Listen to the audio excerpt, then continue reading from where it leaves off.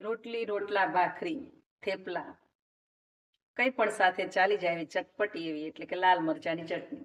તો આજની જે આપણી રેસીપી છે લાલ મરચાંની ચટણી છે અને આખા વર્ષ માટે સ્ટોર કઈ રીતે કરી શકો એ જોશું. તો ફ્રેન્ડ્સ અહીંયા 250 ગ્રામ મરચાં લીધેલા છે. એકદમ લાલ છે, એકદમ પકાવ મરચાં છે. એકદમ કડક ને તાજા હોય એવા મરચાં લેવાના છે. આ રીતે આપણે એનું કેપ છે એ હટાવી દઈશું અને અંદરના જે કાંઈ બિયા છે, નસો છે, એ બધું જ કાઢી દઈશું, જેથી કરીને આ જે છે એ સ્વેટ બનાવવાની છે ચટણી, તો સ્પાઇસી ના થાય એટલા માટે. હવે આ રીતે બધા નસો અને બિયા અલગ કરી દઈશું અને પછી આને મિક્સરની અંદર આપણે ક્રશ કરી લઈશું. તો આ રીતે પહેલાં તો આને કાઢી લઈશું. અને ફ્રેન્ડ્સ આ જે ચટણી છે એ આપણે આખું વર્ષ માટે રાખીએ એ માટે આ સ્ટોર કરવા માટેની ચટણીની રેસીપી છે. તો એના માટે જ્યારે આપણે મરચાં લઈએ, મતલબ માર્કેટમાં જાઓ અને મરચાં જ્યારે લ્યો ત્યારે એકદમ કડક લેવાના છે, એકદમ તાજા હોવા જોઈએ. એટલે કે આજે મરચાં લીધા અને આજે જ આ ચટણી બનાવી નાખો તો લાંબો ટાઈમ સુધી સ્ટોર કરી શકાય છે. આ રીતે મેં મરચાં લીધેલા છે, એકદમ કડક અને તાજા. હવે આ બધા કટકા કરી અને આ મિક્સર જારની અંદર આપણે એડ કરી દઈશું અને આને છે ને પલ્સ મોડ પર આપણે ચલાવીશું, મતલબ આખા ભાગું આને દળી લેવાનું છે.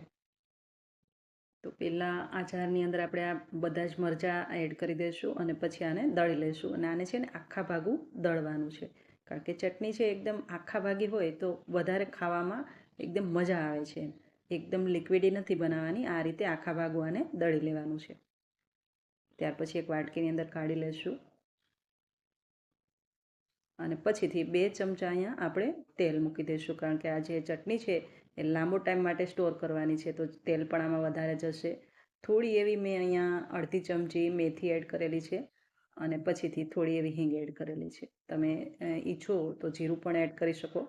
અને આ બધી જે આપણે ચટણી દળેલી છે એ બધી આ તેલની અંદર આપણે એડ કરી દઈશું અને પછી આને આમ જ આપણે ચેડવતા રહીશું. તેલ બધું છૂટું પડી જાય. જે ચટણી છે એની અંદર પાણીનો ભાગ છે, આપણે પીસીએ એટલે પાણી થયું, તો સાથે મરચાં સાથે પાણી પણ છે, તો એ બધું બળી જાય અને તેલ છે એકદમ સેપરેટ થઈ જાય ત્યાર પછી આપણે ખાંડ એડ કરવાની છે.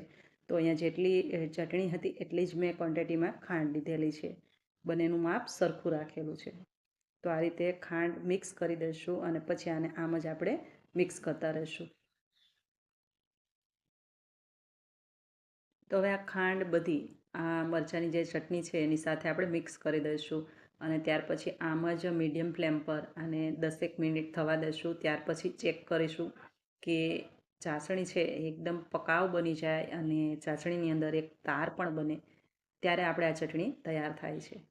જોઈ શકો છો એકદમ સરસ એનો કલર પણ ચેન્જ થઈ ગયો છે. અને જ્યારે આપણે અધકચરું દળીએ ને ત્યારે આમાં મરચાંના થોડા થોડા નાના નાના ટુકડા પણ આવે ને તો ખાવામાં મજા આવે છે, એટલા માટે આને અધકચરું દળ્યું છે.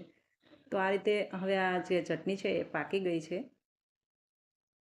જોઈ શકો છો. તો પણ આપણે મીડિયમ ફ્લેમ પર જ્યાં સુધી આપણે આ ચટણીની અંદર તાર નહીં બને અને આ રીતે બબલ્સ નહીં થાય, મતલબ ચાસણી તૈયાર નહીં થાય, ત્યાં સુધી આપણે બનાવતા રહીશું અને આ રીતે ચમચા વડે મિક્સ કરતા રહીશું. તો જુઓ હવે લગભગ આ ચટણી છે એકદમ ટ્રાન્સપરન્ટ થઈ ગઈ છે, કલર ચેન્જ થઈ ગયો છે, એટલે મતલબ કે જે આપણો કલર હતો એ કલર એકદમ પાકી અને એકદમ ટ્રાન્સપરન્ટ ચાસણી દેખાય છે. આ રીતે આપણે એક તાર ચેક કરવાનો છે. આ રીતે લાંબો તાર બને, એક તાર બને એટલે આને આપણે નીચે ઉતારી લઈશું અને આ નીચે ઉતારી અને જ્યારે ઠંડી થાય ત્યાર પછી જ આની અંદર લીંબુ એડ કરવાનું છે. તો ફ્રેન્ડ્સ આ ચટણીને તમે બીજી રીતે પણ બનાવી શકો. ચટણી દળી મિક્સર જારમાં ખાંડ મિક્સ કરી અને ધાબા પર ટેરેસ પર રાખી અને જ્યાં સુધી ચાસણી ન બને ત્યાં સુધી તમે તડકો આપીને એ રીતે પણ બનાવી શકો. પણ આ થોડુંક ફટાફટ બને છે ને ઇઝી છે. હવે આ રીતે મેં અડધા લીંબુનો રસ આની અંદર નીચોવી દીધો છે. ત્યાર પછી આપણે મિક્સ કરી લઈશું. છે ને એકદમ ટેસ્ટી.